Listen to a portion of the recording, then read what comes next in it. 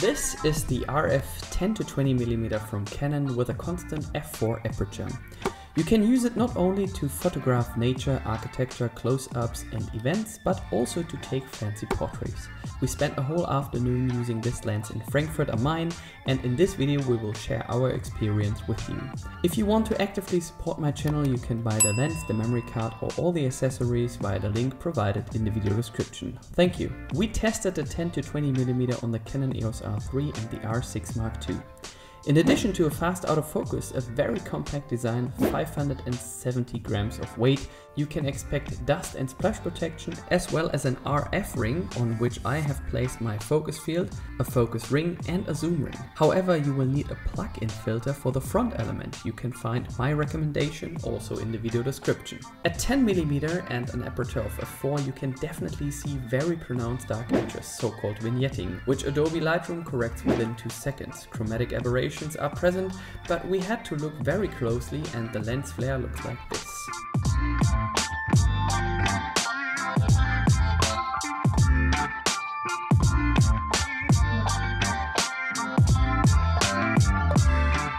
What you can definitely do is to shoot yourself with this lens. This is what it looks like.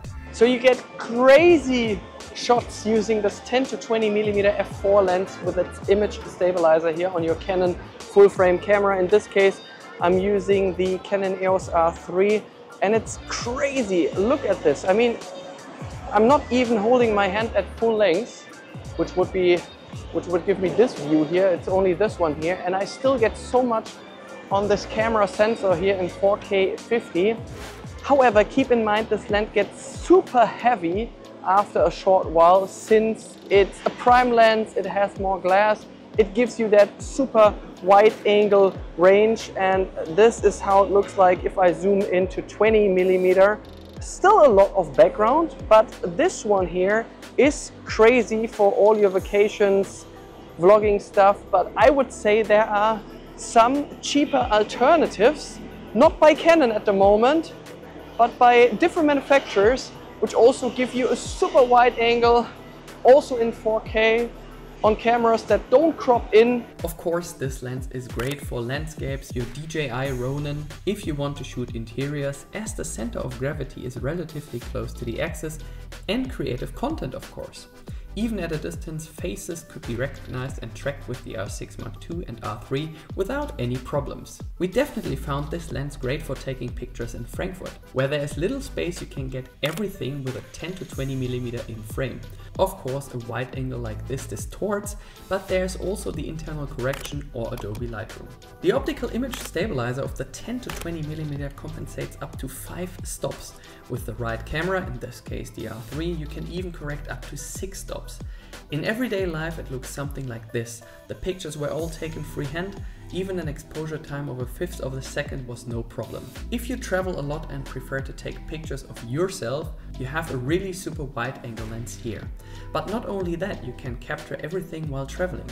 Wherever in the city or on holiday, capturing the sunset or the beach is no problem with the 10 to 20mm. I have included a super compact tripod for the f4 aperture in the video description. Maybe a 10 to 20mm is even a bit too wide or not wide enough for you. In 4K without crop, this is what a zoom looks like on my Canon EOS R3. So you won't get very far, but you'll still get a lot on it. We're talking about an image diagonal of just under 122 degrees on a full frame camera. That's not what it's designed for, but the beauty of photography is creativity. That's why we thought about what photos with a 10 to 20mm from Canon would look like if we used it to photograph ourselves. Of course, you won't get a super nice blur background with it, but it's definitely creative and different.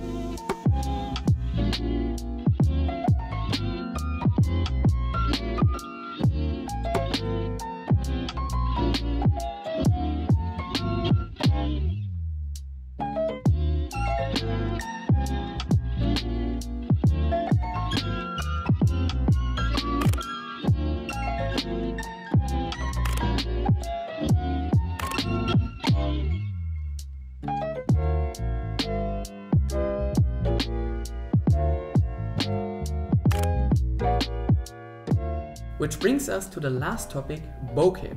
There are 9 aperture blades with a minimum aperture of f22. In the dark you have to increase your ISO considerably to compensate for an f4 aperture. We are talking here about ISO 6400 to 12800 minimum. And that's what the whole thing looks like with an aperture of f4. Nice and soft, but you can't really make the background unrecognizable, even with a focusing distance of 25 centimeters. Please tell us what you would use this Canon 10 to 20mm for. Which brings us to our conclusion. $2,700 must first be earned because that's the current price in August 24 in Germany.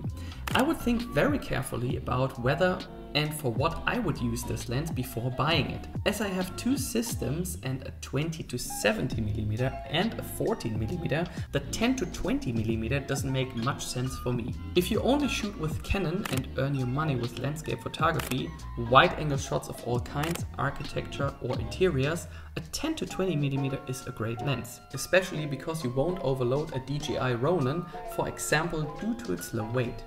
The autofocus is extremely fast, the images are sharp, the tracking worked without any problems, and it also fits in any photo bag if you ever go on a long journey.